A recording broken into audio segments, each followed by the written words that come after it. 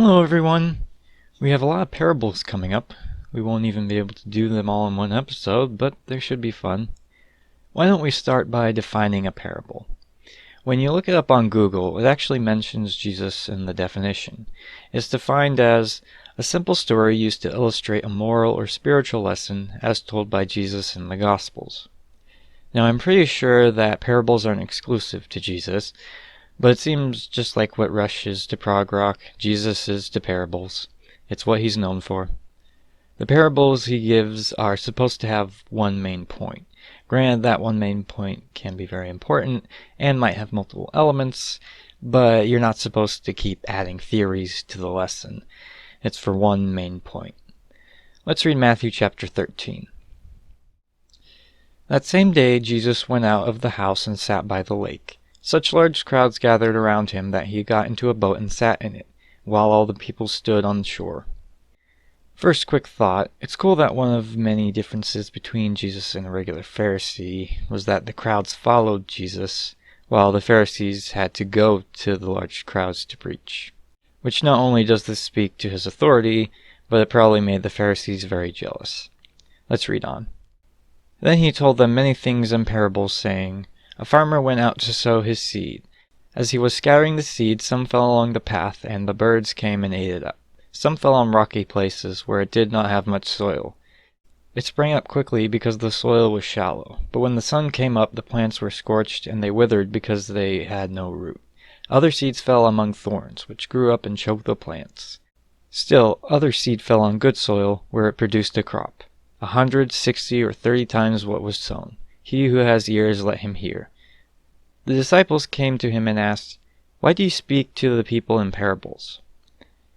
This may sound like a dumb question, but it was actually the best question that could be asked, because the parable is actually about listening to Jesus' parables and sermons.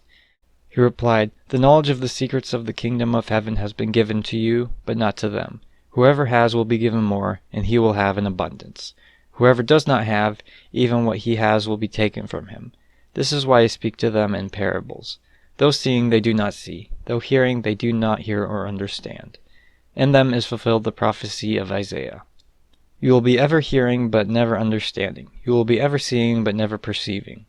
For this people's heart has become calloused. They hardly hear with their ears, and they have closed their eyes.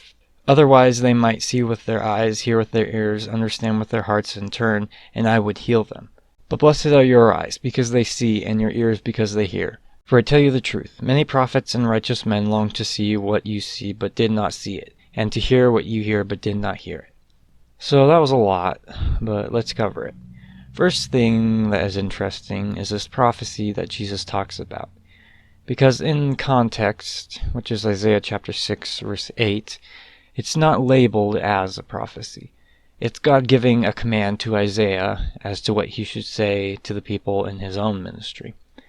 However, reading it a couple times, I realized that the reason it became a prophecy was because of the verse after it. I'll read Isaiah 6, verse 11.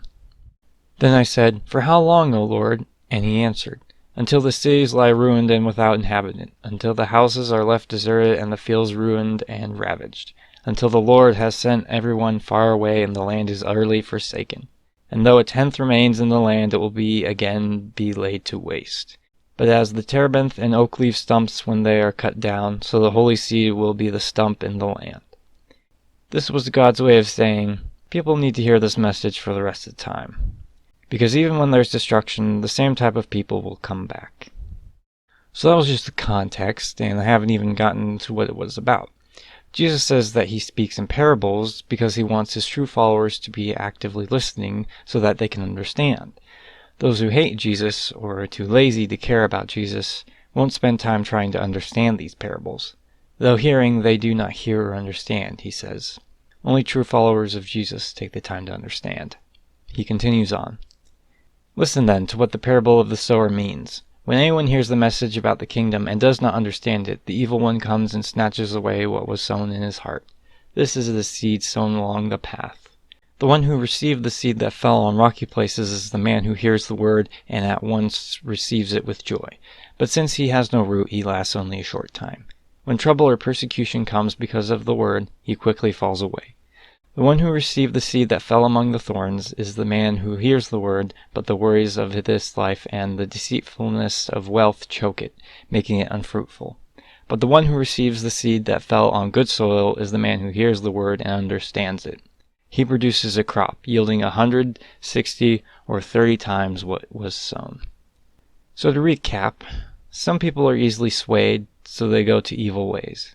Some people want to do right, but they don't have enough conviction, so they go to evil ways. Some people hear what is right, but they worry about worldly status, so they go to evil ways.